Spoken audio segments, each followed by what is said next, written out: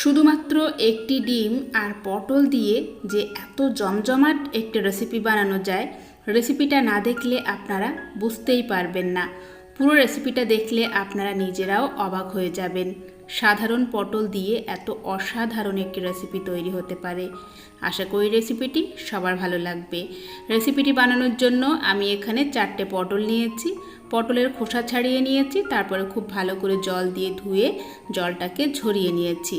এবার এই পটলগুলো আমি মাঝখান থেকে সমান ভাগে ফালি করে কেটে নেব। তো এখানে প্রত্যেকটা পটল আমি সমান ভাগে ফালি করে কেটে নিয়েছি। এবার আমি একটা চামচ দিয়ে পটলের ভিতরের যে বিচিগুলো সেগুলো আমি এভাবে বার করে নেব। আর চাইলে কিন্তু আপনারা পটলের এই শাঁসগুলো এই রেসিপিতেই ব্যবহার করতে পারেন, আমি আপনাদের দেখিয়ে দেব। তা না হলে আপনারা বড়ার মতো করে বানিয়েও খেতে পারেন। তো এখানে সবগুলো পটল থেকে আমি পটলের বিচিটাকে এভাবে বার করে নিয়েছি। তো এভাবে আপনারাও বার করে নেবেন। এবার আমরা চলে যাব পরবর্তী স্টেপে। তো এখানে আমি একটা মিক্সিং বোল নিয়ে নিলাম। বলে দিয়ে দিচ্ছি একটা ডিম। আমি এখানে একটা ডিম দিয়ে বানিয়ে দেখাবো, চাইলে কিন্তু আপনারা ডিমের পরিমাণটা বাড়িয়ে দিতে পারেন। এবার এই ডিমে আমি দিয়ে দিলাম পেঁয়াজ কুচি আর কাঁচা লঙ্কা কুচি, দিয়ে দিচ্ছি স্বাদ মতো লবণ, সামান্য একটু হলুদের গুঁড়ো এবং খুবই সামান্য পরিমাণ দিয়ে দিচ্ছি কাশ্মীরি লঙ্কা পাউডার, সামান্য একটু জিরে পাউডার দিয়ে দিলাম, আর দিয়ে দিলাম হাফ চা চামচ পরিমাণ আদা রসুন বাটা। এবার সব কিছু একসাথে খুব ভালো করে মিশিয়ে নিতে হবে। এই মেশানোর কাজটা একটু সময় ধরে করতে হবে। যত ভালোভাবে মিশিয়ে নেবেন ততই টেস্টি হবে। এরপর আমি পটলের ভিতর থেকে যে শাঁসটা বার করে নিয়েছিলাম সেই শাঁস থেকে আমি অর্ধেক পরিমাণ দিয়ে দিলাম বিচি সহ।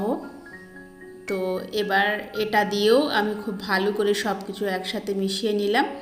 এরপর দিয়ে দিচ্ছি 1 টেবিল চামচ পরিমাণ বেসন।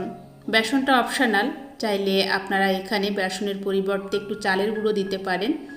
তো সব কিছু একসাথে আবারও ভালো করে মিশিয়ে নিলাম। তো এখানে ব্যাটারটা অলমোস্ট রেডি। এবার আমরা চলে যাব মূল রেসিপিতে। আর এদিকে গ্যাসে একটা প্যান আমি অলরেডি বসিয়ে দিয়েছি, তেল গরম হয়ে গেছে। আমি এখানে 1 টেবিল চামচ পরিমাণ সরিষার তেল দিয়েছি। আর এই 1 টেবিল চামচ পরিমাণ তেলেই কিন্তু পুরো পটল খুব ভালোভাবে ভাজা হয়ে যাবে। আপনারা দেখতে থাকুন। খুবই সামান্য তেল দিয়ে আপনারা এই রেসিপিটা খুবই মুখরোচক করে বানিয়ে নিতে পারবেন। তেলটা গরম হয়ে গেলে এখন একে একে পটলগুলো আমি দিয়ে দিলাম। প্রথমেই কিন্তু আমি কাটা সাইডটা দিয়ে দিলাম। এবার আমি উপর থেকে সামান্য একটু লবণ এবং সামান্য একটু হলুদের গুঁড়ো আর একটু কাশ্মীরি লঙ্কা পাউডার ছড়িয়ে দিলাম।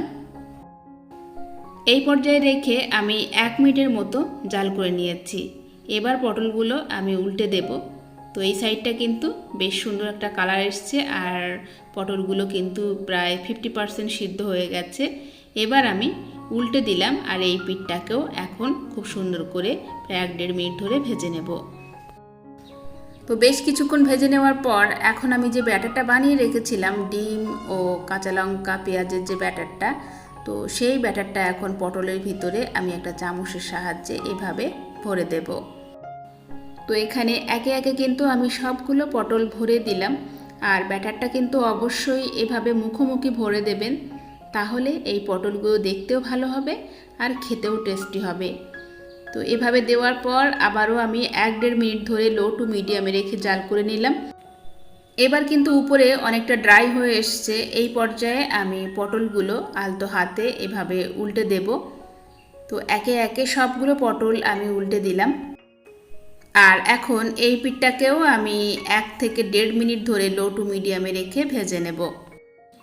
তো এখানে পটলগুলোকে কিন্তু আমি 1-1.5 মিনিট ধরে লো টু মিডিয়ামে রেখে ভেজে নিয়েছি। আর এখন আমি পটলগুলো উল্টে দেব। তো আমরা কিন্তু প্রায় সকলেই পটল ভাজা খেতে খুব ভালোবাসি আর এটা একটা ট্র্যাডিশনাল ডিশ। তো আপনারা পটলটাকে একবার একটু ভিন্ন স্টাইলে এভাবে ভেজে দেখবেন, ভীষণ টেস্টি হয় খেতে। তো এখানে 2 পিঠ কিন্তু আমি খুব সুন্দর করে ভেজে নিয়েছি। 2 পিঠেই খুব লোভনীয় একটা কালার এসছে। এখন আমি এই ভাজা পটলগুলো একটা সার্ভিং প্লেটে তুলে নেব। তো রোজ রোজ একই পটল না খেয়ে শুধুমাত্র একটি ডিম দিয়ে পটলের এই জমজমাট রেসিপিটা কিন্তু আপনি খুব সহজে বানিয়ে পরিবারের সবার মন জয় করে নিতে পারবেন। কালারটা দেখে নিশ্চয়ই বুঝতে পাচ্ছেন, গরম ভাতের সাথে জাস্ট অসাধারণ লাগে। একবার হলেও বাড়িতে ট্রাই করবেন এবং আমাকে অবশ্যই কমেন্টস করে জানাবেন রেসিপিটা আপনাদের কাছে কেমন লেগেছে। আজকের মতো এখানেই বিদায় নিয়ে নিচ্ছি। সবাই খুব ভালো থাকবেন, সুস্থ থাকবেন। দেখা হচ্ছে আগামী পর্বে নতুন রেসিপি নিয়ে। আল্লাহ হাফেজ।